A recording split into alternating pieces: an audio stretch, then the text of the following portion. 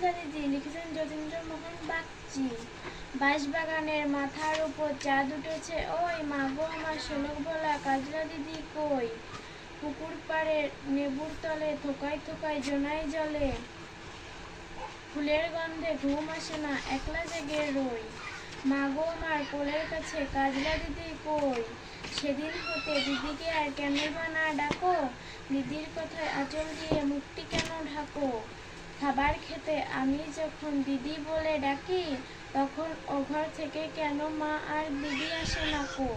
আমি ডাকি তুমি কেন চুপটি করে থাকো, বলো মা দিদি কোথায় গেছে, আসবে আবার কবে, কাল যে আমার নতুন ঘরে পুতুল বিয়ে হবে। দিদির মতন ফাঁকি দিয়ে আমি যদি লুকাই গিয়ে, তুমি তখন একলা ঘরে কেমন করে রবে। ভুঁই চাপাতে ভরে গেছে শিউলি গাছের তল, মারাস নেমা পুকুর থেকে আনবি যখন জল। ডালিম গাছের ডালের ফাঁকে বুলবুলিটি লুকিয়ে থাকে, দিস না তারে উড়িয়ে মাগো ছিঁড়তে গিয়ে ফল। দিদি এসে শুনবে যখন বলবে কি মা বল, বাঁশবাগানের মাথার উপর চাঁদ উঠেছে ওই, মাগো মা এমন সময় মাগো আমার শোলক ভোলা কাজলা দিদি কই।